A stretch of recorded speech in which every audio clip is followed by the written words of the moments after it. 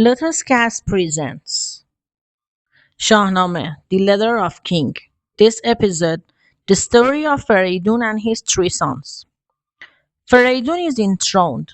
When fereydoon became the world's sovereign and saw that there were no rivals to his rule, he prepared a royal throne and crown according to the custom of Khianid kings. He placed the crown on his head at the beginning of the month of May, on an auspicious day. People turned to our wisdom, and the world was free from the fear of evil. Quarrels were put aside, and a new festival was established. The nobles sat together rejoicing, each of them holding a cup of ruby wine, which glowed as brightly as the new king's face, and as the months began, the world was renewed by his justice. He ordered that the fire be lit, and had amber grease and saffron sprinkled on the flames.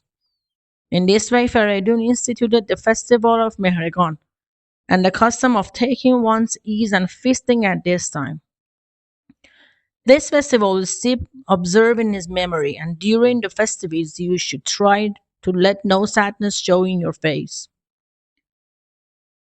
Fereydoon ruled for 500 years, and not one of his days was given over to evil. Pharaoh was unaware that her son had become king of the world and that Zahag had been driven from the throne. His good fortune had an end. When news came to her that her son was crowned, she washed her head and body and prayed, bowing her head down to the ground, cursing Zahag and praising God who had brought about such a happy turn of events. She secretly gave succor to the poor and unfortunate, telling no one else of her actions. For a week she distributed goods in this way. Then she held a week of celebration, opening wide the purse string of her fortune, and making her home like an oracle fit with guests. All the wealth she had accumulated, the clothes and royal gems, the Arab horses with their golden gear, the armor, helmets, javelins, swords, and belts, she held nothing back, but had it all loaded on camels, which she sent to her son's court with a message of congratulation on his accession to the throne. After Fereydoon had received the homage of his people, he made a tour of the world to become acquainted with its new and secrets.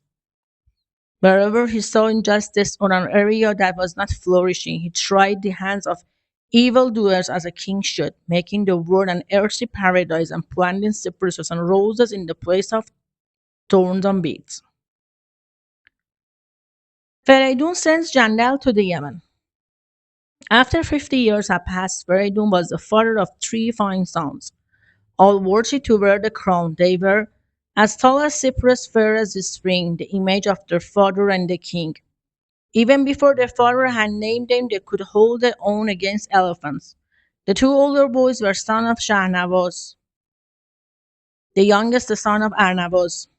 When Fereydoon saw their words, he asked his advisor Jandal to search the world for three princesses born from the same mother and father who would be worthy bride of his son. Jandal was a wise and discerning man and immediately began to make inquiries as to which kings in which countries had marriageable daughters.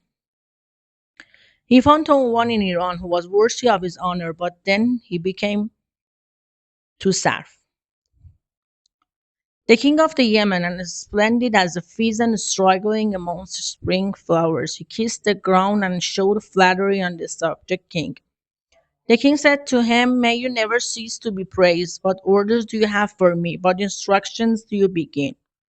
Janelle replied, "May you live in happiness, and the hand of evil never touch you. I am a lowly Persian subject, and bring your Fereydoon wishes for your wealth and prosperity at the undimmed star of the Arabs." Fereydoon says that there is nothing dearer to the man than his son, that his three sons are sweeter to him than his sight, and that he seeks bride for them. I made inquiries and have heard that you have three unnamed daughters who are worthy of our princess. These two noble families should be joined. This is Fereydoon's message, and may you answer as you see fit. When the king of the Yemen heard this, he withered like a water lily that is plucked from the water. He said to himself, "If I don't see my three lovely daughters at my bedside, the brightness of the star will be like the darkness to me. But I should keep my lips sealed about this.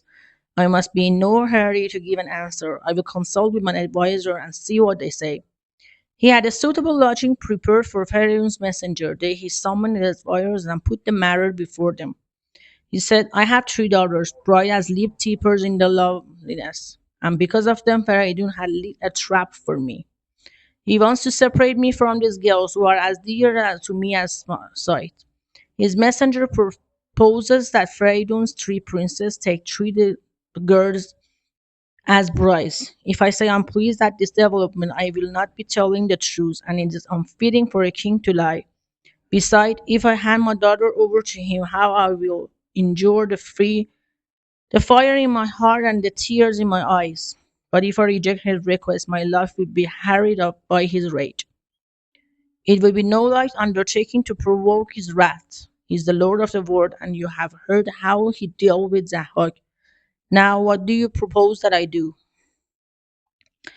The chieftains replied, we don't see why you should twist and turn with every breeze that blows. Fereydoon may be the Lord of the world, but we are not slaves to do his bidding. To give good counsels or appointed task, but spurs and steels are all the fate we ask. With daggers we will make the earth's blood red, and the crowd the day with lances overhead.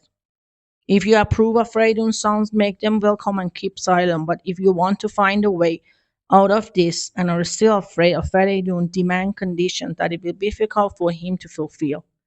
The king heard them out, but remained unsure what he should do. If you want to know what will happen next, what is the king answer? Follow us on next episodes.